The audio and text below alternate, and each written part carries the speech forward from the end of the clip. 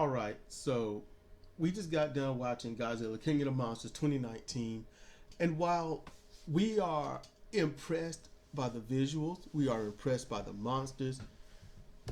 After we watch a movie, I'm like, all right, Sidra, it's your duty now. Get your phone, look up reviews and what they have to say on Wikipedia, and things like that.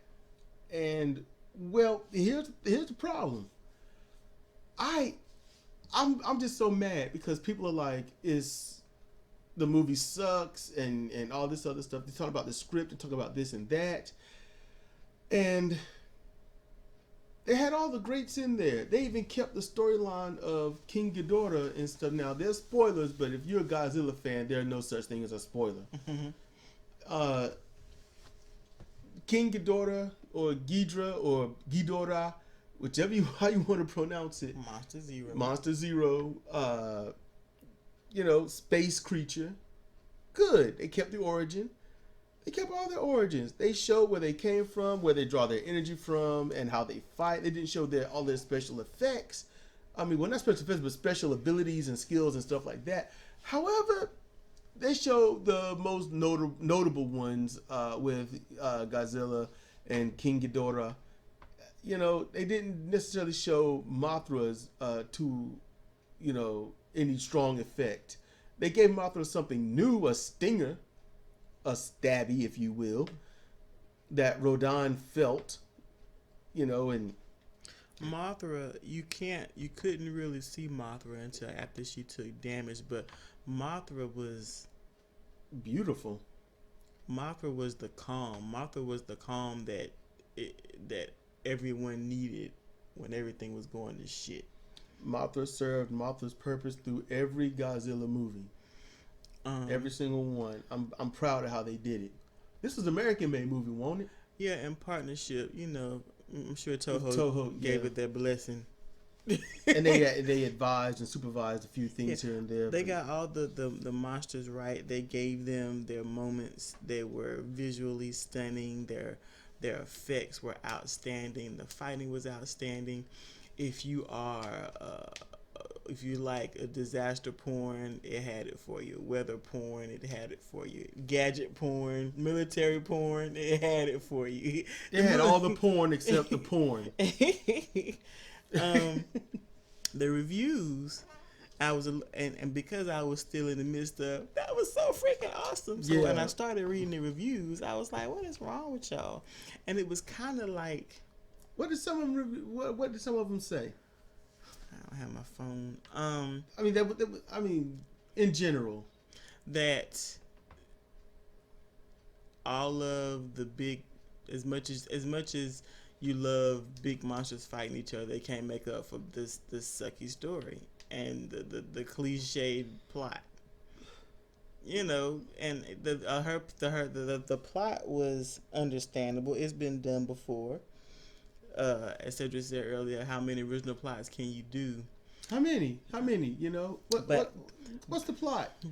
But see, kill the people and start anew. And so, I'm gonna come in with what I was saying. So, at first, I was a little put off by what the reviews were saying, but then I had to think about it. There were people in this movie, they had to be. Godzilla won't talking. There were stories and emotions and stuff going on, but you couldn't connect with it. You didn't feel for the family. You didn't feel for the researchers. You really couldn't even get upset at the military being the U.S. military, the dicks that they are. We didn't even feel any rage about that. It was just... I can't remember a movie that I won't pissed off at the military of the U.S. The story wasn't written in such a way to pull the audience in, and that is a problem for modern U.S. films. When we say modern, we mean like 1998 and up. Like all of the Marvel movies, like Iron Man. Man, the first time we saw Iron Man, that was good. That was the last time we saw Iron Man. I don't need to see that shit again. We saw the second one, because we saw the first one. Ooh, we don't need to see it again. We saw the third one, which was Tony Stark, sometimes in the Iron Man suit. That wasn't Iron Man. But see, no, I was listening to let's chat on that. Mm-hmm. And I wish I remembered to say something, but yeah, what he was saying was, yeah, it's just because I was put off by that. Mm-hmm. You know, you want to see Iron Man, but see, the whole movie was, and I said it then, this dude is saying, I don't need this suit to be awesome. I'm Iron Man, not the suit. And that's what, you know, Dr. Tyrone was saying. You know, his name is Tyrone Wells. I'm like, who the hell is Dr. Tyrone? yeah, his Tyrone Wells. You know what? Barry Allen needs to watch the fuck out. All right, but Dr. Wells is gonna whoop your ass. The thing is, U.S. filmmakers, big Hollywood, big budget movies do not know how to write a script that is engaging, that pulls you in emotionally and wants to make you see it again. And here's the thing. It just hit me. What? It's what you said a long time ago. You forgot. What? They found a formula. Oh yeah. And they stick with it. And the problem is now it's been hackneyed. After the 5th movie, it's hackneyed. It's the same. Look, if you put this Godzilla, this movie with the plot and the family, the way everything, if you put this back at 2000, not 2000, but the 1996, it would have been the best plot, and it would have pulled you in and all that because it wasn't hackneyed. It was still fresh. But at that time, they found a formula. Hey, here's what you do. You get somebody with a family. Put them in the middle. Make sure that the family is broken up and it's the father's fault. Now, make sure the father tries to get either the mother, the children, or all back, or at least try to be in their lives. Now, what's the difference? Do they get them back, or do they separate? That's the only road that's a separate. But it's the same thing. The shit's boring, and it's not engaging and they have everybody act the same way. Now, yeah, they act the same way. But let me. It's not a spoiler. It's more like this is what killed it for me. This is what killed it. I want you to think about this. In the beginning, he doesn't have his family. And then he goes through all kinds of crap to find them in the Arctic. Mm-hmm. And once he sees them, the mother's like, I don't know about this. And I'm like, and I asked, what is your damage? And the daughter's like, I don't know about this. And I'm like, wait a minute. You are in the hands of someone who you watched murder people. And you're going to not go to the one that's not murdering people? But and look, that killed me because I'm like, you are the daughter. You want to get free. You want to escape. You love to be with your father because you are freaking afraid because clearly your mom don't seem to be too worried. And your father shows up. I am here to save you. I don't know about that, Dad. And but you have to think about it. Remember what I said? I said they're not being heroes. They're just doing as they're told. Yeah, then you find out later what's really going on, but that really should have been a clue because for any other movie in this formula, the girl would have been talking shit and trying to escape, and she did. But that wasn't until later after. No, she was talking her trash. It was subtle, but it was epic. She listened to the mom. She won't be in a stupid ass, and I love that. But when he was like, "Here's my face," and do the whole kitty thing, you know, and she scratches her eye with her middle finger, he's like, huh. You know, he was like, okay. You got me. You know, it was weird because he wasn't hostile to them. Yeah, he wasn't. It's a different thing, and you got to figure things out. And what you think isn't so, and then what does become what you might think turns out to not be so. And I like that. So I'm not gonna spoil that part of it. But it's not so much the acting because the acting was spot on. The acting, the fear in them, the worry, the shouting, the anguish, that was all spot on. But as the viewer, you can't be pulled in when you start screwing up areas. Certain things, you know the way the plot goes, who's going to be in danger. And look, this is what Hollywood is known for, is racism. All right? I know this is going to put a lot of people off. Just hang with me, please. Please hang with me. The problem is, when you watch a movie, the minority is going to die. Which minority is going to catch it? How many? They had the Japanese guy. He was Japanese. Mm-hmm. You got the Chinese girl. Mm-hmm. You got the black military dude. You got the black military woman. All right. There's a lot of black military dudes. A lot of black military. They got mowed down, but by kaiju. Now, here's the thing. The people won't dying that I just knew they were gonna die. They weren't. And because in every movie, some black dude has to sacrifice himself so this white person can make it. They always do that. Even if they are the hero, they have to kill themselves because we know minorities can't live in movies. And then I'm like, they're not dying. And then, then the minority sacrifices himself. And hey, the movie had a weird ending. Not a weird ending, but there was another sacrifice. The problem with the sacrifice is you can't feel anything for it because it's the same crap they did with Deep Blue Sea. You can't feel anything. Yeah. It's the same way I feel about Trump. You can't create the problem and then pretend to solve it. You can't Homer Simpson or Peter Griffin your way out of things. We see right through it, and it's not cool. So you're killed to the importance of a character actually trying to live when they're not. They're just running around, and the battle's following them. And let me interject. It's about storytelling. They ain't got none. Hollywood's not good at storytelling anymore. You'll find the best stories and the most engaging stories in the movies that are like not going to be in every theater across the country. They're going to be in those indie theaters. The indie theaters, the B movies, the straight to DVD, or the independently done movies where basically they're dramas. Yeah, they're dramas, but they're engaging. Like I was saying earlier, I compared two zombie movies. That one we saw on Netflix, Zombiever. It was a hot mess of teenagers and tits and then beavers attacking and turning folks into zombies. Yeah, turning people into zombies. And it was silly, but you wanted everyone in there to die. Yes. And we were not emotionally engaged. But it was a great movie. And then run that parallel to Train to Busan, a Korean zombie flick, which one of was the best zombie movies ever made. I'll give it one of the top 3. The top one would have to be Night of the Living Dead, the original, because without it, we wouldn't have this. Just saying, throwing it out there.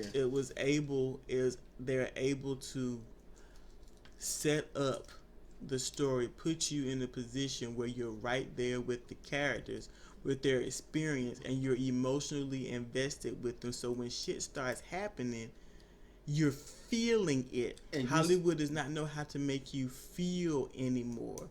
Another zombie movie that engaged you completely, World War Z with Brad Pitt. That was a fantastic one as well. It was engaging. I don't know who they get. I mean, they must have like a pool of writers that kind of walk around in a circle and they yank them out with a fishing hook and they go and write some shit and they spend a $500 million making it and hope to get $1 billion out of it. But they need new writers. They need fresh writers, somebody with some different ideas. I'm tired of the family thing. I'm tired of the teenager like, no, I don't want to like you because I'm a teenager and I have emotions. And I'm tired of the, honey, I love you. I'm sorry I messed up. Either was drinking drugs, alcohol, another woman, or I just distanced myself because I was broken inside. It's just, I understand what a lot of the critics were saying because it is... The Hollywood movie, the plot, the family thing, I can't get behind it. And you know what? Yeah, racially, I gotta be honest with you, I get tired of, hey, the white guy saves the day. That's all that's happening. The white people win. But the thing is, if you have a skilled and talented screenwriter, you don't care about that. It don't matter what the color. No, it don't matter who's saving the day. When you got a great screenwriter, a playwright and whatnot, you don't even care about the color. You're just like, I'm in there with it. Mm-hmm. I'm in that, like, oh my goodness, back in the day, like the old original, Friday the 13th and Nightmare on Elm Street, because you're stuck in the what you are right there with them. This experience is happening, and then they start freaking out, and you're like, wait a minute, why is no one listening? And you get to cheer someone on, not what you get today, and you know what, that got hackneyed too. Yeah. In a lot of movies coming up, oh, guess what? Something's gonna happen. Someone's gonna see it. No one's gonna believe them. They're gonna have to fight their way out of it, and that's it. That's it. And you know what? That's a dime a dozen writing right there. Yeah, and it's taken, and that's when horror movies went down because they were just cranking them out with the same bullshit and the same bullshit. Different monster, different people, same plot, almost the same words. Oh, and the same. Look, hold. This killed the first or the opening for me as well. And everyone, I want you to think about this. It's a line. It's a line. Well, I'm just looking out for you, especially when you have so much going on right now. That line, I am sick of hearing it in every damn movie, in every damn show. You have this is so big, and with everything going on in your life right now, it's no matter how you word it, it's the same boring crap. You know, so they do something different. They need to work on it and see the Marvel people. I don't. They hit their stride with. What was it? I really enjoyed Winter Soldier, and Winter Soldier was really good. That was that. Granted, we haven't watched it again, but it was really good. And then Guardians of the Galaxy. That was when it first started. We've seen Guardians of the Galaxy 1 and 2 several times. Yeah, I've watched Guardians of the Galaxy 1, I think 5 times. Thor Ragnarok. Because that was a different stride. It was different. That was different. He was far more comical, and he was driving the narrative with his words, and going, breaking the fourth wall kind of thing. Since Deadpool did that, now every movie's doing that. So, oh my goodness, it's just. I get it. There's something that people are latching on to. So you do your data, you do your, your graphs, and you're like, the audience likes this stuff, so let's put this in the movies. And then by the time you get about 3 years down the road and 40 movies doing all the same thing, and then you're like, we got a new blockbuster that's been 5 years in the making. Yeah, and it's got all the elements of all those other movies. Mm-hmm. And it's just boring. Birdemic was one of the suck-ass movies, but it was original. As crazy as it is, it sucks so bad, but it was original. Whoever wrote the last King Kong movie should have written Godzilla. Because now it won't because Sam Jackson was in it. That could have been any dude so long as they could act.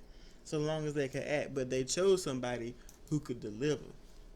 You need someone that got the facial expressions and conviction on their face. And when he was doing that role, he had conviction. Mm-hmm. And that is something that this movie, there was no conviction. Mm-mm. None. It's just none. But here's the thing, y'all. I didn't watch this movie for the damn people. And anybody that watches a monster movie and complain that the people sucked, y'all need to check yourself. Something's wrong with you. I watched Godzilla for Godzilla and the monsters. I don't need the people there. What should have happened is you show up to watch a monster fighting monster movie, and you get pulled into a monster fighting monster movie with lives hanging in the balance that you're invested in. You get pulled into a very intense human experience, and it didn't do that. You don't go for the intense human experience, but you get pulled into it. She ran into the house and closed the door like that would save her. Mm. These monsters have got to weigh over 100,000 pounds. They are knocking down skyscrapers like Lego buildings. Paper mache. And she runs into a house. And she goes home. After she ran out of a skyscraper, she runs into a small apartment home and just hollers. And that was the only thing that Sidra was, when she hollered and you could hear King Ghidorah hollering, Sidra was like, oh, that's got to be piercing and whatnot. Me, I was just like, you so stupid. That's all. Not to Sidra, but to the girl in the show. I'm like, you so stupid. I get tired of stupid people. I'm like, me, I would have just ran not parallel, but away from all that. But she had to go home so mommy and daddy could find her. And it's so... And the ex machinas that was going on, the fix-it machina, the saving grace machina, Yeah, they had soldering tools in the middle of a fucking monster battle apocalypse. Where'd you have that in your back pocket the whole time just in case you got to fix something? They weren't thinking about that mess. No. And then they just pull it out their ass. Mm-hmm. It's not good to do that stuff. Oh, my ad, it's a machine that got stepped on by a monster that weighs more than a building. And the monster stepped on it with attitude. And then they fixed it. And somehow that thing was only slightly banged up, like someone dropped it off of a... Not to mention that it got, two-story home or something. Seared and rained on. In its opened areas. And it just, they got it working immediately, They just did it. It was no problem, no biggie. There's a lot of issues with it. And see, here's the thing. When I focus only on the kaiju, on Godzilla, Rodan, and all of that, and the narrative that the humans were driving to explain what might be going on, what is going on, that's what they were there for. For me, the humans were there for explanation. Yeah, that's it. And Sidra watched it with me. We watched it together. But and she could confirm it. I was way ahead of the people in the movie. Yeah. I was calling stuff like, I'm gonna say 10 seconds to 2 or 3 minutes before they were. I'm like, come on. The audience should not be ahead of you. The audience should not be ahead of you. You need to make movies for enthusiasts. You can't make movies as if no one's seen it. You can't. It's like pro wrestling. If someone body slams someone and then Parade's like, see what I just did? I'm like, you slammed him, dude. It's like someone come in the house. You see how I closed that door? It was expert skill. You closed the door. I did it too. You got to do something. Close the door, do a tap dance spin, and then kick the clothes with your foot and do a backflip in the same spot and be like, you see how I did that? Be like, man, that was cool. You can take that on the road. Everything that they did regarding the monsters was perfect. It was beyond perfect. The monsters alone. If they did it just like I told you could do the monsters alone. Do it alone, and we got to figure it out through body language, because I would have been happy with that. I would have been happy with that. Hey, you know what happened with Zilla, the first Godzilla movie, with Tatopolis? Everyone was angry that it wasn't about the people. They said it was too much about Godzilla. The title about the movie. It was too much about the damn people. I still remember him being jilted by this bitch, and then, I want to get a story. Hey, we used to bang. Oh, let me steal that. Yeah, and you know what? And it sucked. And then she felt bad later. I want to help. Okay, we'll be. Best part of the whole movie, in that first movie, best part? The driving scene. Yep. Dang, girl, got my head. When the French driver, Rene, what I don't know what his last name is, he's a great actor too. But him driving over New York, driving away from Godzilla, that was the shit. And just think about that large movie, big budget, all over the place, and the driving was the best part. And there's a lot of great Godzilla parts too. Him in the water, him doing that swan dive, that was beautiful. And then Toho was like, we're going to take this creature and kill it because that thing sucked. And they put him in there exactly how he looked. And I was like, oh, he looks so ugly. Compared to Godzilla just kind of kicked him off. It's like, get on out of here, man. What you doing, Zilla? So, and then you think about, was it 2014? Or was it actually 2014 or was it 2010? That Godzilla, the big budget, towering, 300 or 400 foot tall Godzilla, moving that like was he just woke up. He was so bottom heavy and so tiny headed he could barely move. He was in the movie for 10 to 13 minutes. And you couldn't hardly see him. You could barely see him. Smoke and darkness. And you know what the people said?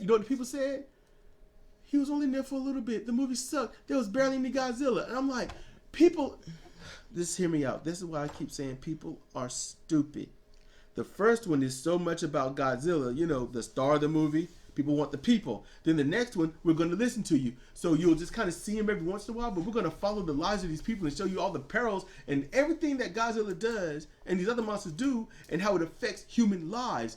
Wait a minute. Where's Godzilla? I want to see Godzilla. I can't see Godzilla. Wait, make up your mind. And then you get this one. It is all Godzilla. It is all monsters. And there's people in there driving the narrative and driving the explanation. People are like, man, I didn't feel a connection with the people. Why didn't they share more with the people? It's like, what the fuck is wrong with all of you? Mm-hmm. What the fuck?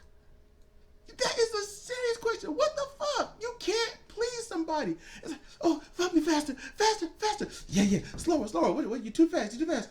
All right, yeah, like this. Wait a minute. No, go fast, fast. It's like, you know what? I'm going home. I can't do this. I can't do this. What you need is a fuck machine with different speeds that don't care about your hang-ups, because that is some jacked up mess. People don't know what they want. Now, granted, is there a balance? No. Now, there is an actual balance, but people won't accept it. You know, this movie had balance. You know what the problem was? Poor writing. Not the deliveries. The deliveries were great. Deliveries were great. Poor writing. Poor writing. And the military, we won't mad at them, and we're not used to that. The military was like, we're going to act like we got some common sense. We're going to act like we have sense. And they did what they need to do to get the best job done, which goes against every iota of reality and any other movie. But the military was acting decent. And the ones that would normally call in and be like, hey, we're going to do this. Get your asses out of there. Wait a minute. Why? We should do such and such and such. No, the decision is final. Deal with it, Lieutenant. You know I'm over you. That won't even in there. It was, we're going to do this. It's a terrible thing. You need to get out of there. It's like, are you sure this is the best course? Yeah. And the dude looked like this is some bullshit. And so I couldn't cheer the military, but I won't hate them. And that was weird. But you know what? We got to give kudos for that. Yeah. The military was decent. They actually did something right. You know? Mm-hmm. We get pigeonholed into hating the military. We just get mad and you know, we're like, man, these stupid bitches and all this. No. They're always dicks. And the one calling shots was a black woman with no hair. Come on. Mm-hmm. Come on. Come on. That's good. Mm-hmm. I knew she was gonna die. I thought she wasn't gonna make it past 15 minutes. I just didn't say anything. They could do better writing. They need better writing. The cinematography, the visual effects, brilliant beyond compare. Brilliant beyond compare. They pulled out, I think, 6 different Godzilla movies. They pulled out 6 different Godzilla movies to make this one. It was all such a reenactment from my childhood. I was able to I was like, I know who that is. I know where they're coming from. I know how they fight. I was just reliving my childhood. You know, this is all a rerun, a mega rerun for me. Watching this new movie was a rerun, but it was a beautifully done rerun. It was the dust that they didn't have to put so much dust in it. They did. They made it real, except certain parts. Seismic activity. These are buildings falling. They weigh way more than a building, and they are falling and not causing massive quakes, seismic shifts. They should have jacked up the ground. Mm-hmm. They really should have. And there's a hollow earth, but yet not a hollow earth. No one knows how a hollow earth really works. There's earth inside of an earth. It's a planet in a planet, and that's not what is in this movie. And they touched on it. They did some things as good. They did a lot of good things. There's a lot of the dialogue, the banter was good. Mm-hmm. That was good. You know, little nuances and stuff. But when it comes to everything else, nah, they sort of missed the mark.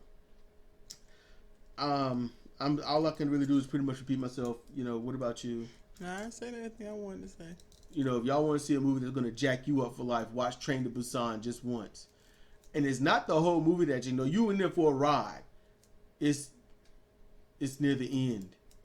That's when you're like, oh crap. that's when the shit hits the fan.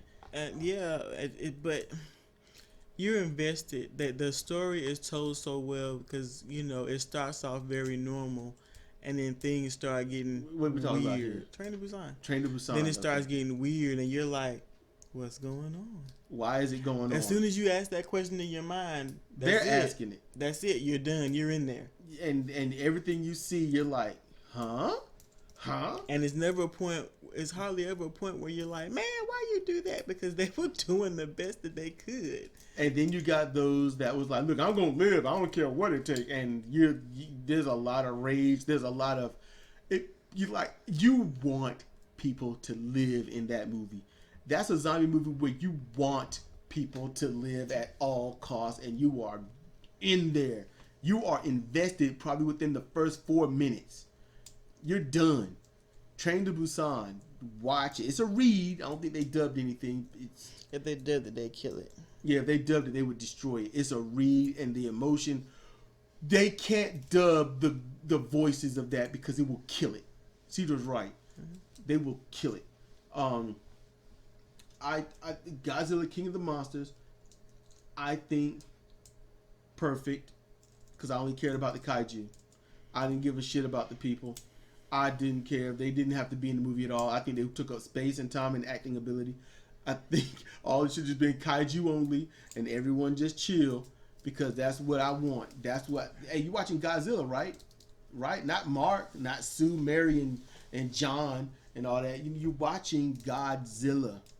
You know, there ain't no human gonna throw out some atomic breath. You know, and if they do, it's usually called halitosis. So, just watch the movie for what it should be: big monsters throwing down and impressing the hell out of you. That's what it should be. I give the movie, I would say an A, not an A plus, but definitely an A, because of the poor narration and lines and whatnot. But yeah, that's about it. So this is you be done? You got anything? I'm done. Okay, yeah, because it's late. It's 1:49. She should have been in bed 2 hours ago, and the movie's about 3 hours ago. And it's a good movie. Still, check out Godzilla King of the Monsters. Check it out. It's worth the time. It is. It's so worth it. Because I'm going to watch it again. So this has been Cedric and Sidra for CR Reviews, reviewing Godzilla King of the Monsters 2019. Please leave your comments down below. Timestamp it if you got to. If you're mad at me, fine. I understand. I get it. But, comment, like, share, subscribe. Yes, I wish I could have put pictures up, but then I didn't want to get my video taken down. I've seen others try it, and no, the stuff is gone. And please check out tinyurl.com, CR Banking. Sign up for that. Learn how to invest in stuff, because when I get enough money, I'm going to start doing it there. That's where I hold my money. That's where I'm putting my stuff from that I get from Medium, what little I get, my little $2 and $3. And I don't know how much I'm going to make this month. But, yes. Check that out, and check out the rest of Comparative Reasoning. And you know what? Check out if you like gaming, wrestling gaming with commentary. Check out CR Fire Pro. There's CR space Fire space Pro PRO. So check that out. So with that, bid you adieu. Talk to you later.